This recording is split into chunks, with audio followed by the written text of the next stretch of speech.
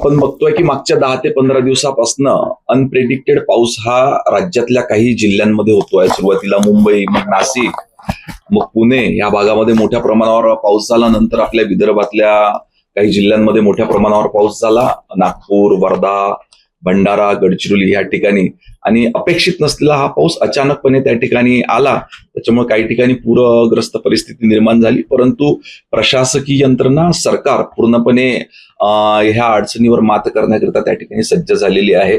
अनेक ठिकाणी कामं त्या ठिकाणी सुरू झालेली आहे. आणि निश्चितच जे नुकसान त्या ठिकाणी शेतकरी असो किंवा इतर कुठल्याही नागरिकांचे जे नुकसान झाले असेल ती भरपाई सरकारच्या वतीने निश्चितपणे देण्यात येईल.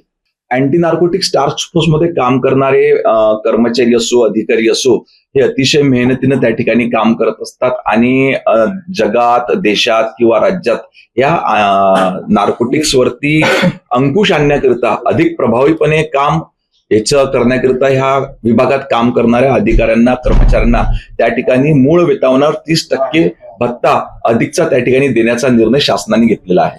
नशामुक्त मुंबई नंतर नशामुक्त महाराष्ट्र हा संकल्प राज्याचे मुख्यमंत्री सन्माननीय देवेंद्र फडणवीस साहेब यांच्या नेतृत्वात शासनाने त्या ठिकाणी घेतलेला आहे.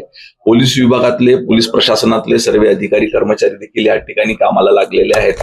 आणि निश्चितच लवकरात लवकर याच्यावरती अंकुश घेऊन एक चांगला नशामुक्त राज्य आपण ह्या भारत देशामध्ये त्या ठिकाणी प्रथम क्रमांकावर आहोत.